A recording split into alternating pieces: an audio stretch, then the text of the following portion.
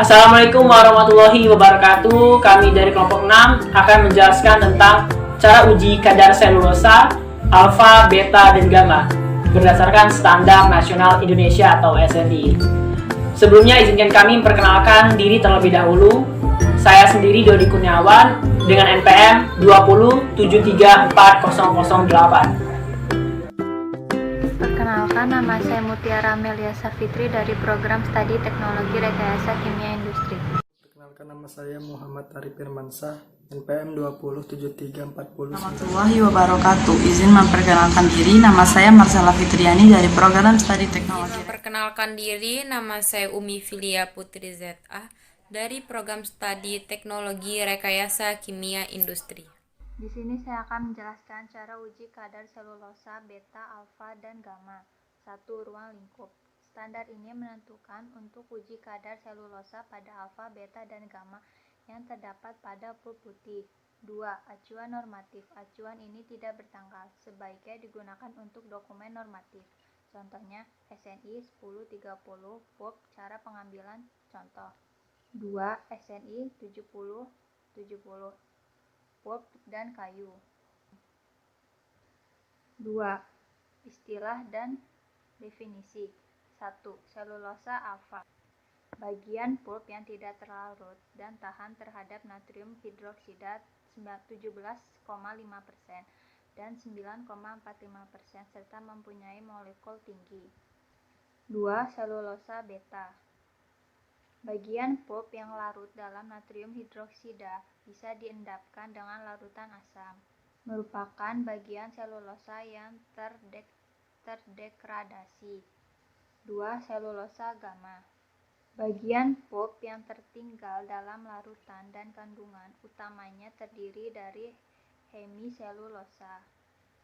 4. Pengambilan contoh. Pengambilan contoh sesuai dengan SNI 1030. 5. Cara uji. 1. Prinsip uji. Pulp terekstraksi dengan larutan natrium hidroksida pada 17,5% dengan suhu 25 derajat Celcius. Bagian yang terlarut terdiri dari selulosa beta dan gamma. Oleh kalium dikromat kemudian ditentukan secara volumetrik. Sedangkan selulosa alfa merupakan bagian yang tidak terlarut. Bahan-bahan yang digunakan yaitu pertama adalah larutan natrium hidroksida 17,5% dan bebas karbonat. Yang kedua adalah larutan kalium dikromat sebesar 0,5 N. Larutkan 24,52 gram K2CR2O7 dalam aqueous dan encerkan hingga 1000 ml. Larutan ferroamonium sulfat 0,1 N. Larutkan 45 gram FeNH4 2 kali SO4 2 kali N6H2O dalam aqueous. Tambahkan 10 ml larutan asam sulfat pekat dan encerkan hingga 1000 ml. Yang keempat adalah fenantrolin ferrosulfat atau indikator feroin. Dengan larutkan 1,5 gram 1,10 fenantrolin monohidrat C12H8N2H2O dan 0,7 gram FeSO4CH2 dalam 100 ml aqueous. Yang kelima adalah asam sulfat pekat 96% sampai 98%. Yang kelima adalah asam sulfat 3N. Dengan cara tambahkan 83,5 ml asam sulfat pekat ke dalam aqueous dan encerkan hingga 1000 ml. Nah, inilah adalah bahan-bahan yang akan digunakan. Peralatan. Baik, saya akan menjelaskan bagian-bagian dari alat ini. Nama alat ini adalah pendispersi pulp.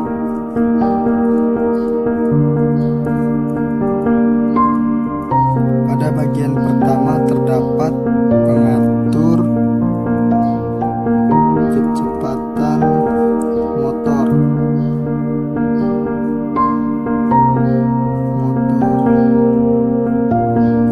Kecepatan mulai dari 1/80 sampai 1/50.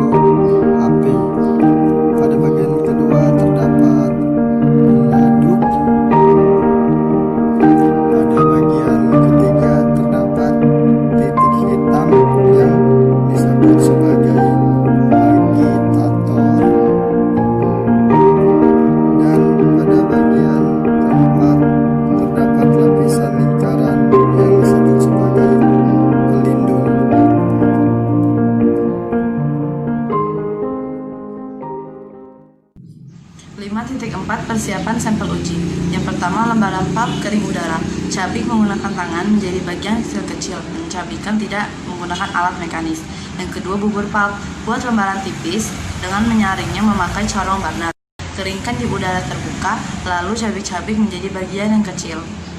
Prosedur penentuan selulosa alfa. Yang pertama, jaga suhu air dan natrium hidroksida agar tetap pada suhu 25 derajat Celcius.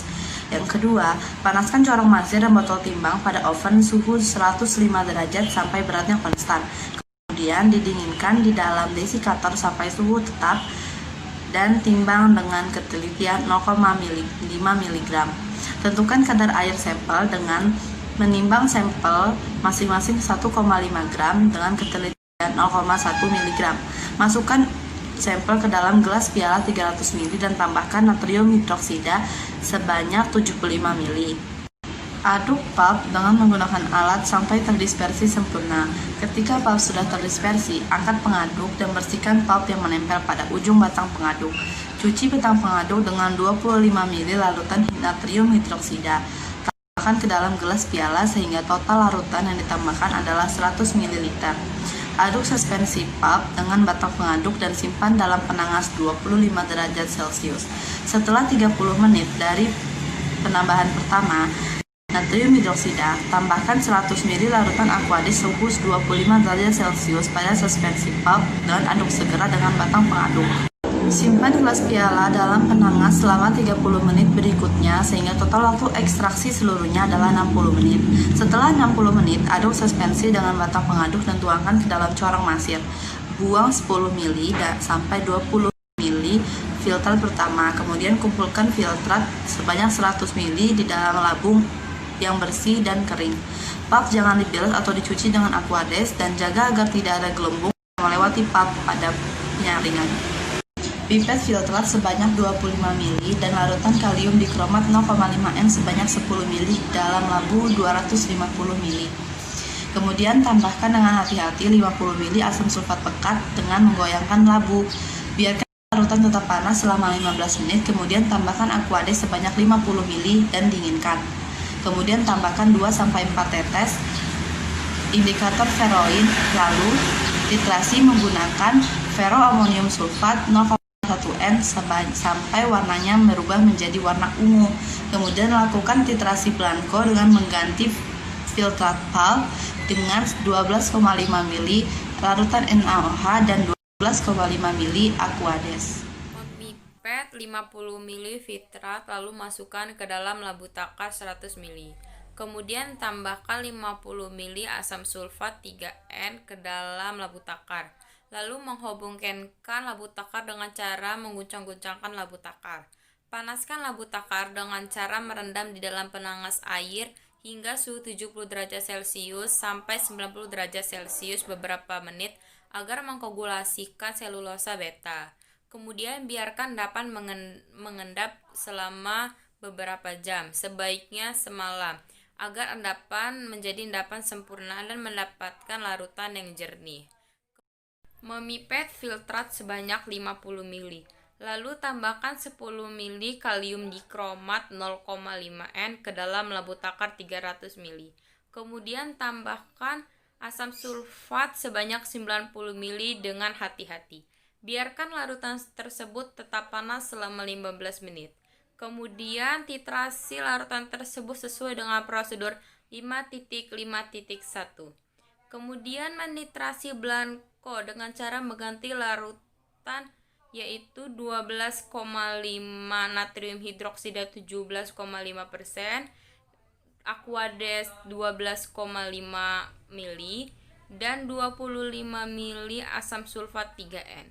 Setelah itu kita dapat memasukkan rumus 100 dikurang 6,85 F1 dikurang F2 dikali N dikali 20 per A dikali W, yaitu X itu tersendiri adalah selulosa alfa yang dinyatakan dalam persen. F1 yaitu volume titrasi blanco dapat dinyatakan dengan mili. F2 titrasi pulp yaitu dapat dinyatakan dengan mililiter. Yaitu kemudian adalah N adalah normalitas larutan ferroamonium sulfat. A volume filtered pulp yang dianalisa, bisa dinyatakan dalam mili. Kemudian yang terakhir ada W, berat kering oven, contoh uji pulp atau yang dapat dinyatakan dengan gram. Nah, yang kedua adalah kandungan selulosa gamma. Kandungan selulosa gamma ini dapat dihitung menggunakan rumus yaitu sebagai berikut. Nah, saya akan berikan rumusnya, yaitu Y sama dengan 6,85 V3 dikurang V4 tutup kurung dikali N dikali 20 per 25 dikali W. Nah, untuk Y di sini itu adalah selulosa gamma yang dinyatakan dalam persen. Untuk V3 adalah titrasi blanko dan dinyatakan dalam mililiter. Untuk V4 itu adalah volume titrasi larutan setelah pengendapan selulosa beta dan dinyatakan dalam mililiter juga. Nah, untuk yang W adalah berat kering oven. Contohnya uji pulp yang dinyatakan dalam gram. Yang ketiga adalah kandungan selulosa beta. Kandungan selulosa beta dapat dihitung menggunakan rumus yaitu Z sama dengan 100 dikurang X plus Y. Z di sini adalah selulosa beta yang dinyatakan dalam persen. X adalah selulosa alfa dalam persen, dan Y adalah selulosa gamma yang dinyatakan dalam persen juga. Ini adalah rumus menghitung kandungan selulosa beta. Ada sedikit catatan, yaitu pada oksidasi pertama, bagian yang terlalu total selulosa beta dan gamma ditentukan, dan selulosa alfa dihitung sebagai bagian yang tidak larut berdasarkan perbedaan di antara jumlah pur total yaitu 1% dan bagian yang larut dalam satuan persen.